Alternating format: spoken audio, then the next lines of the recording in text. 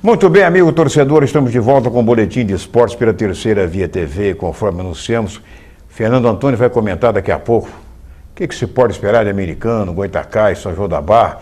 Reta final essa semana, hein? Dos preparativos, porque no final de semana já vamos ter jogos dos três clubes aqui da região pela Série B do estadual. Eu sempre digo que é importantíssimo o time da casa aqui vencer, porque o time que empata, ele não ganha um ponto, ele deixa de ganhar dois, ele perde dois, essa é a verdade, jogando nos seus domínios, com a sua torcida e tudo mais. Mas antes, vamos falar primeiro um pouco do Campeonato Estadual do Rio de Janeiro. Final de semana aí, ontem pelo menos no Grande Clássico do Rio, nós tivemos aí o Fluminense virando em cima do Botafogo por 2-1, hein? O resultado foi justo, Fernando? Meu abraço a você, meu abraço ao telespectador. 3-1 foi a vitória da equipe do Fluminense sobre o Botafogo. O Botafogo começou bem o jogo, atuando de maneira ofensiva e até com uma marcação forte, mas depois se perdeu e acabou sofrendo a derrota para a equipe do Fluminense. O Fluminense que agora já respira mais aliviado na competição e tirou a própria liderança do Botafogo. Exatamente. A competição fica gostosa quando é disputada desta forma, porque ela fica mais motivada. Exatamente. E até as equipes que estavam bem lá embaixo da classificação, e a gente chegou a dizer aqui em várias ocasiões que apostava no rebaixamento do Barra Mansa e do Bom Sucesso, essas equipes até subiram. Subiram, exatamente. E já estão fora da zona do rebaixamento. Mas o clássico foi um bom clássico, com 4 gols, e a vitória do Fluminense foi uma vitória convincente. Bom, e no outro jogo, um jogo um pouco mais cedo, né, o Vasco venceu o Bom Sucesso por 1-0, com gol nos acréscimos, né, num pênalti discutível. O zagueiro do Vasco cabeceou para trás, a bola bateu no braço, mas não foi o jogador do Bom Sucesso que evitou que a bola passasse. O juiz marcou pênalti, a torcida reclamou. Ou será que fosse o contrário, ele marcaria contra o Vasco? Claro que não. O que nos deixa chateado quando a gente acompanha determinados jogos, eu não falo especificamente dos jogos do futebol do Rio de Janeiro. Muitos falam Campeonato Carioca e eu insisto em dizer Campeonato Estadual do Rio, porque abrange o interior. O interior, claro. Eu fico chateado porque a arbitragem, até o lance do pênalti, vinha tendo uma boa atuação. E além do mais, o Bom Sucesso, mesmo jogando recuado o tempo inteiro, sim, mas ele adotou a postura tática de se defender, mas sem a prática do jogo violento. Jogou defensivamente o tempo inteiro, mas não abusou em faltas, não teve nenhuma jogada ríspida, de modo que a arbitragem ela influenciou diretamente no resultado. É o que você está dizendo. Vinha realizando um bom trabalho, se perdeu naquele momento.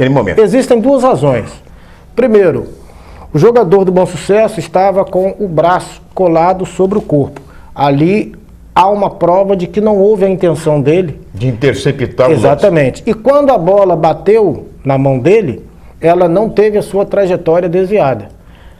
Perfeito? Certo. Mas o motivo para o árbitro não dar a penalidade. Bom, e outra coisa, então, como você disse muito bem, dentro da tática armada pelo treinador do Bom Sucesso, o time que estava jogando foi perfeito. Não é? Ele conseguiu neutralizar ali as sinalizações do Vasco e tal, aquela coisa. Bom, na véspera o Flamengo fez 2-0 no Friburguense, um resultado já esperado, né? Já esperado, e o Flamengo também não teve tanto interesse em vencer. Venceu pela facilidade que teve, decorrente do time do Friburguense não estar à altura do Flamengo. Embora o Flamengo não seja esse timaço. Mas o Flamengo tocou bem a bola no primeiro tempo, jogou como se estivesse disputando uma partida amistosa. E o Friburguense, ao não reagir, tomou de 2-0, o suficiente para o Flamengo voltar ao G4. Pois é, os dirigentes do Flamengo anunciaram que não estão interessados em Hernani Brocador, que está aí na Praça Livre, aí, à procura de clube, aí, o seu empresário e tudo mais. Agora, o interessante, os dois times que tem um tal de entra no G4, sai do G4, como você diz, essa briga, né? Essa coisa motiva mais. A competição, ela se torna gostosa exatamente por isso. Exato. E o interessante é que o Macaé tirou Volta Redonda do G4 lá na Cidade do Aço. E tirou a invencibilidade do Volta Redonda em jogos no estádio Silvio Raulino de Oliveira. E olha, pelo que nós tomamos conhecimento, o Macaé poderia ter vencido demais, porque perdeu muitos gols. O time está evoluindo, está voltando a jogar aquele futebol que nós vimos por ocasião da participação no ano passado no Campeonato Brasileiro da Série C. Pois aí você vê que mesmo o Flamengo vencendo, o Madureira está com o mesmo número de pontos do Flamengo, 17 Meteu 4-2 na equipe do Boa Vista, venceu com tranquilidade. O Boa Vista, como nós já falamos aqui, depois que perdeu o Luiz Antônio Magalhães, perdeu a sua referência porque era o homem que mais investia no futebol do Boa Vista, contratando grandes jogadores, tirando inclusive jogadores de times grandes para disputar o campeonato estadual pelo Boa Vista. E a morte do jovem empresário enfraqueceu os cofres do Boa Vista e hoje o Boa Vista está fadado ao rebaixamento. E o Tigres conseguiu sua primeira vitória derrotando o Cabo Friense. Por 1-0. Exatamente. Um jogo que tanto poderia dar o Tigres como poderia dar a Cabo Friense, embora pela tendência a previsão era de um resultado melhor da Cabo Friense. Eu comentava, dava notícia aí no primeiro bloco, da convocação da Seleção Brasileira Sub-20, cuja a comissão técnica praticamente, 90%, ela foi demitida, né? A comissão técnica demitida depois do fracasso da campanha medíocre do Brasil no Sul-Americano. O Brasil foi o quarto e último colocado para disputar, classificado para disputar o Mundial da categoria que vai ser disputado na Nova Zelândia no meio do ano. Mas permanece o Alexandre Galo. Ele agora convocou vários jogadores, inclusive 11 jogadores que atuam no exterior. Aliás, que atuam na Europa. 11 jogadores que atuam na Europa, tem jogador também que atua na Ásia. Quer dizer, para 2 amistosos que vão ser realizados, inclusive contra o Paraguai e contra o México, né?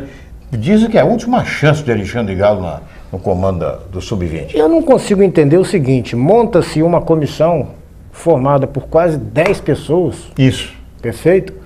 Para convocar uma seleção, onde avaliações são feitas em cima de partidas que são vistas, que são filmadas, e na hora da convocação convoca-se mal. E há um detalhe que me chama a atenção. Essa mesma comissão raramente vai ao exterior.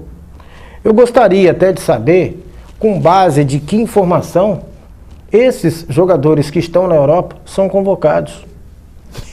Porque se você tem uma comissão feita para isso, e você busca informações com pessoas que estão lá fora, você não precisa ter uma comissão tão grande para fazer as avaliações e convocar o próprio jogador. Você pode ter uma comissão menor. Se hoje há intercâmbio, não precisa a CBF gastar tanto contratando profissionais que hoje são apontados como olheiros da CBF.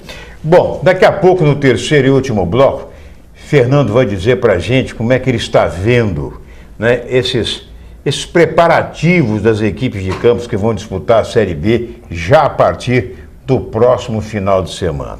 É rapidinho, é pai bola.